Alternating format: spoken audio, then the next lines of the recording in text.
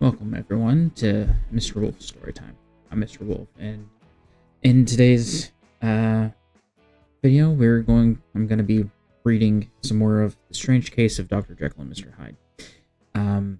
This is going to be Chapter 2, a search for Mr. Hyde. And so, without further ado, let's begin.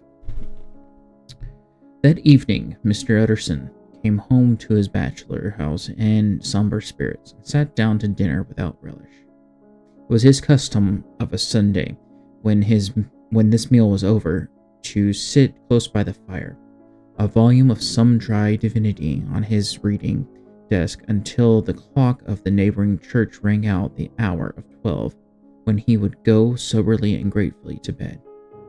On this night, however, as soon as the cloth was taken away, he took up a candle and went into his business room.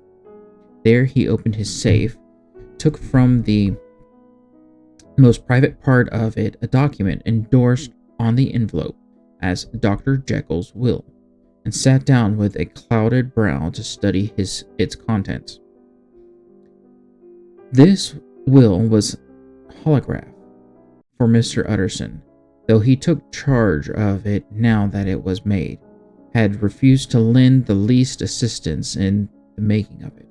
It provided not only that, in case of the decease of Henry Jekyll, M.D., D.C.L., LL.D., F.R.S., etc., all his possessions were to pass into the hands of his friend and benefactor Edward Hyde, but that in case of Dr. Jekyll's disappearance or unexplained absence for any period exceeding 3 calendar months, the said Edward Hyde should step into the said Henry Jekyll's shoes without further delay, and free from any burthen or obligation beyond the payment of a few small sums to the members of the doctor's household.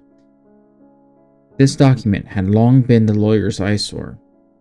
It offended him both as a lawyer and as a lover of the sane and customary sides of life, to whom the fanciful was the immodest. And hitherto it was his ignorance of Mr. Hyde that had swelled his indignation. Now, by a sudden turn, it was his knowledge. It was already bad enough when the name was but a name of which he could learn no more. It was worse when it began to be clothed upon with detestable attributes, and out of the shifting, insubstantial mists that had so long baffled his eye, there leaped up the sudden, definite presentiment of a fiend. "I thought it was madness," he said as he replaced the obnoxious paper in the safe, "and now I begin to fear it is disgrace." With that, he blew out his candle, put on a greatcoat, and set forth in the direction of Cavendish Square, that citadel of medicine where his friend, the great Dr. Lanyon, had his house and received his crowding patients. If anyone knows, it will be Lanyon, he had thought. The solemn butler knew and welcomed him. He was subjected to no stage of delay, but ushered direct from the door to the dining room, where Dr. Lanyon sat alone over his wine. This was hearty, healthy, dapper, red-faced gentleman with a shock of hair prematurely white, and a boisterous and decided manner. At sight of Mr. Utterson, he sprang up from his chair and welcomed him with both hands. The geniality, as was the way of the man, was somewhat theatrical to the eye, but it reposed of genuine feeling. For these two were old friends, old mates both at school and college, both thorough respecters of themselves and of each other, and, what does not always follow, men who thoroughly enjoyed each other's companies. After a little rambling talk, the lawyer led up to the subject which so disagreeably preoccupied his mind. "I suppose, Lanyon," he said, "you and I must be the two oldest friends that Henry Jekyll has." "I wish the friends were younger," chuckled Dr. Lanyon, "but I suppose we are. And what of that? I see little of him now." Indeed, said Dr. Utterson. I thought you had a bond of a common interest. We had, was the reply, but it was more than 10 years since Henry Jekyll became too fanciful for me. He began to go wrong. Wrong in mind, and though of course I continued to take an interest in him, for old sake's sake, as they say, I see, and I have seen devilish little of the man. Such unscientific balderdash, added the doctor, flushing suddenly purple, would have estranged Damon and Pythias. This little spirit of temper was somewhat of a relief to Mr. Utterson. They have only differed on some point of science, he thought, and being a man of no scientific passions except in the matter of conveyancing. He even added, it is nothing worse than that.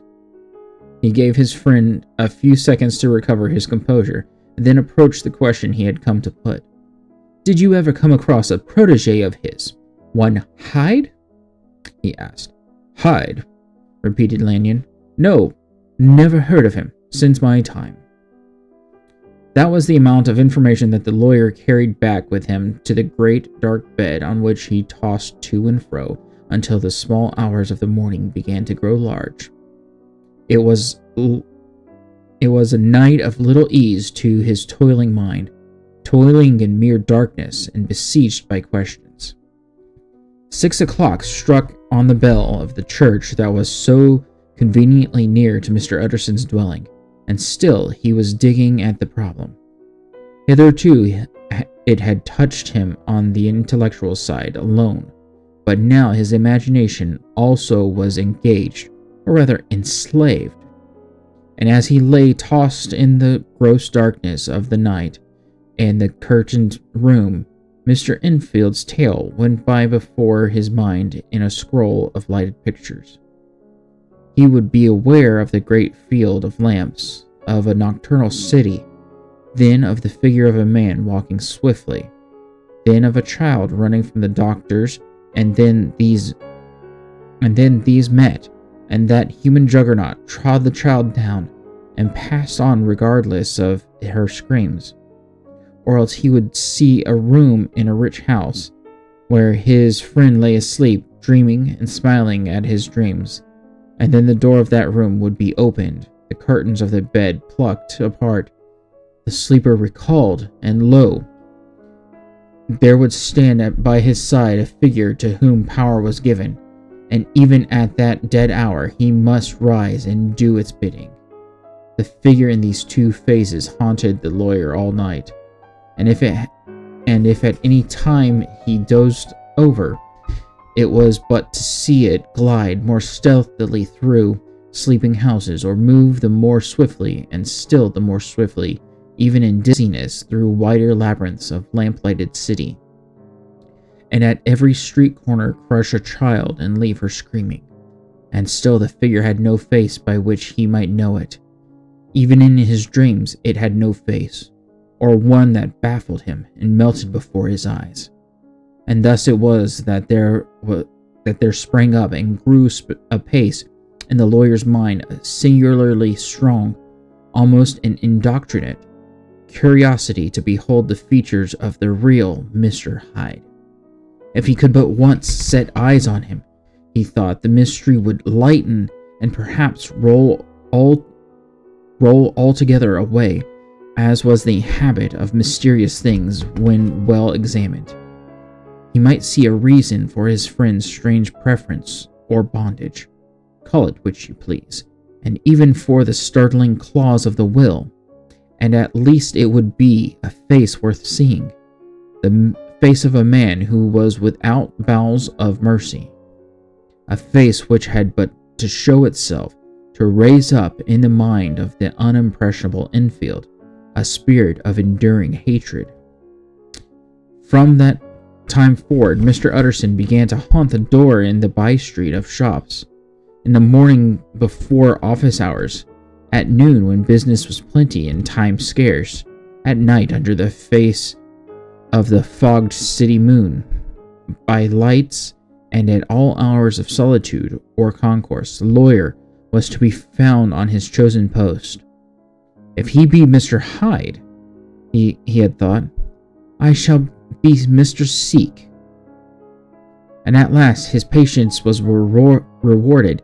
It was a fine dry night, frost in the air, the street as clean as a ballroom floor, the lamps unshaken by any wind, drawing a regular pattern of light and shadow by 10 o'clock. When the shops were closed and the by-street was very solitary, and in spite of the low growl of London from all round, very silent.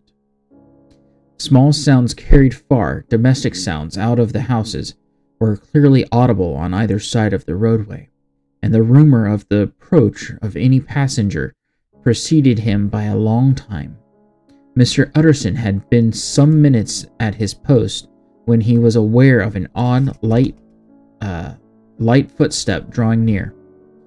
In the course of his nightly patrols, he had long grown accustomed to the quaint effect with which the footfalls of a single person, while he is still a great way off, suddenly spring out distinct from the vast hum and clatter of the city. Yet his attention had never before been so sharply and decisively arrested, and it was with a strong, superstitious prevision of success that he withdrew into the entry of the court. The steps drew swiftly nearer, and swelled out suddenly louder as they turned the end of the street. The lawyer, looking forth from the entry, could soon see what manner of man he had to deal with. He was small and very plainly dressed, and the look of him, even at that distance, went somehow strongly against the watcher's inclination.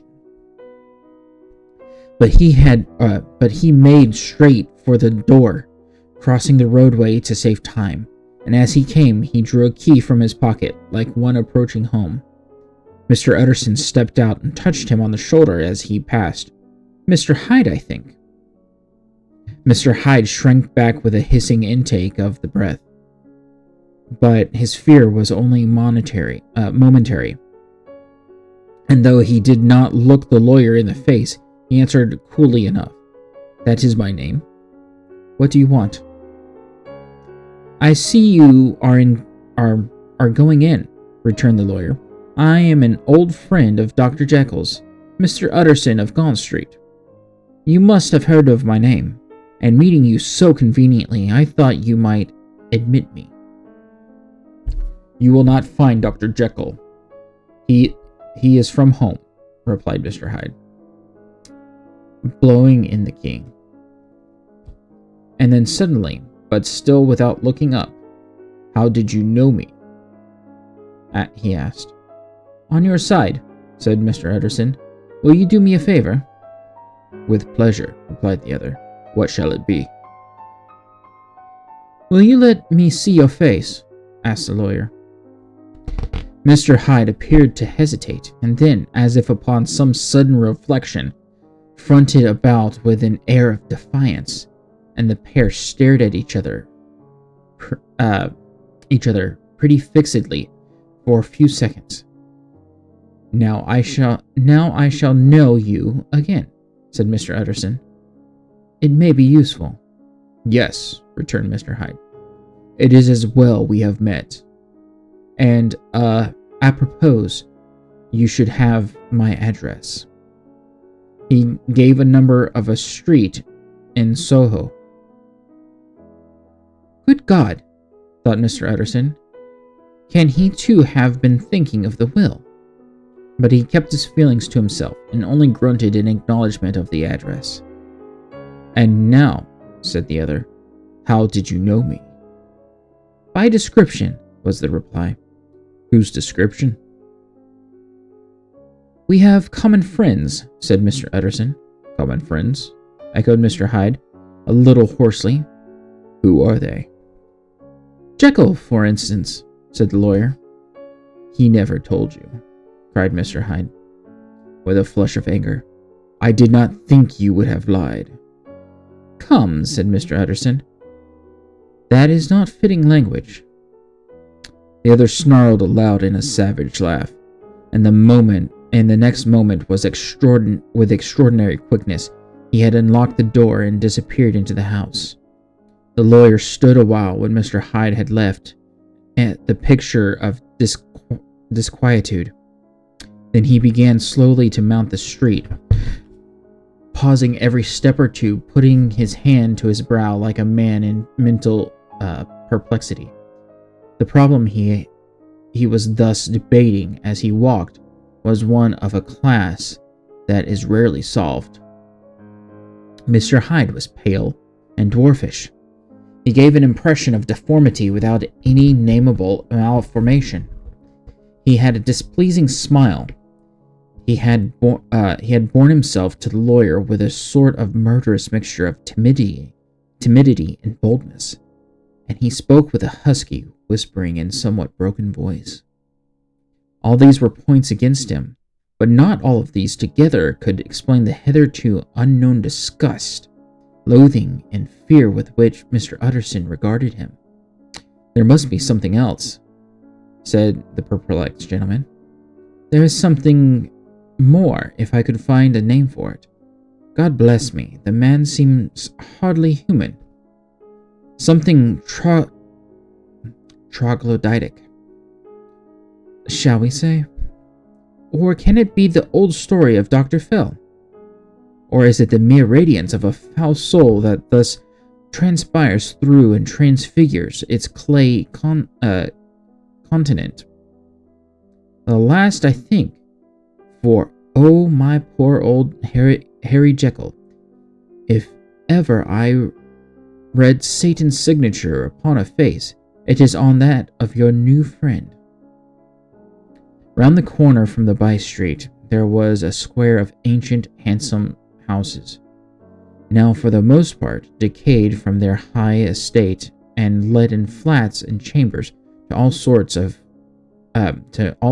and conditions of men, map engravers, architects, shady lawyers, and agents of obscure enterprises. One house, however, second from the corner, was still occupied entire, and at the door of this, which wore a great air of wealth and comfort, though it was now plunged in darkness except for the fan light, Mr. Utterson stopped and knocked. A well-dressed elderly servant opened the door. "Is Dr. Jekyll at home, Poole?" asked the lawyer. "I will see, Mr. Utterson," said Poole, admitting the visitor as he spoke, into a large, low-roofed, comfortable hall paved with flags, warmed, after the fashion of a country house, by a bright open fire, and furnished with costly cabinets of oak. "Will you wait here by the fire, sir? Or shall I give you a light in the dining room?" "Here, thank you," said the lawyer, and he drew near and leaned on the tall fender. This hall in which he was now left alone was a pet fancy of his friend the doctor's, and Utterson himself was wont to speak of it as the pleasantest room in London. But tonight there was a shudder in his blood. The face of Hyde sat heavy on his memory.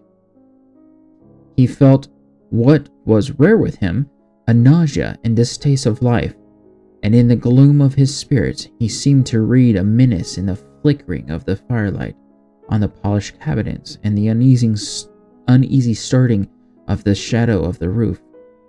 He was ashamed of his relief when Poole presently returned to announce that Dr. Jekyll was gone out. "I saw Mr. Hyde going by the old dissecting room, Poole," he said. "Is that right, when Dr. Jekyll is from home?" "Quite right, Mr. Utterson, sir," replied the servant. "Mr. Hyde has a key." "Your master seems to repose a great deal of trust in that young man, Poole," resumed the other musingly. "Yes, sir, he does indeed," said Poole.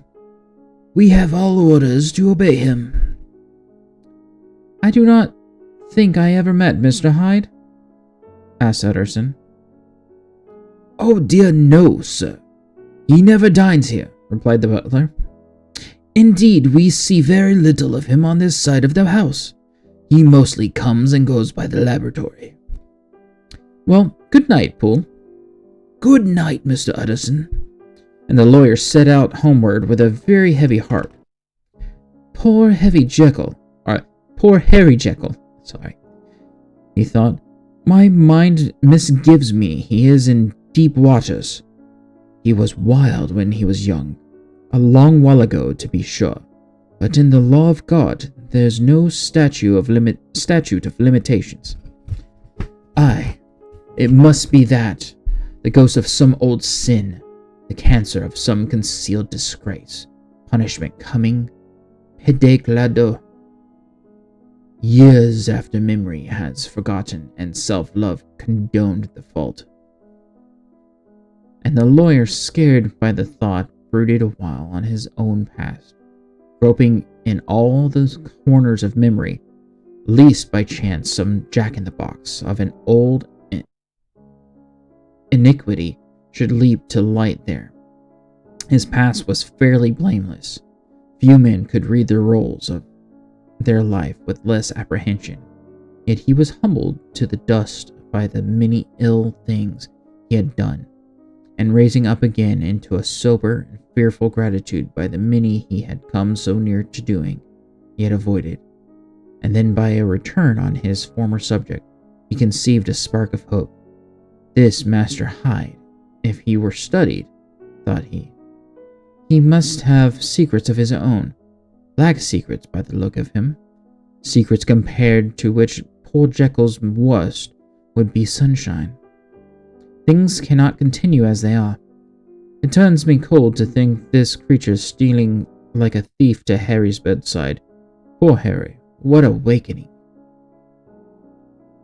And the danger of it, for if this Hyde suspects the existence of the will, he may grow impatient to inherit. I must put my shoulder to the wheel. If Jekyll will but let me, he added. If Jekyll will only let me.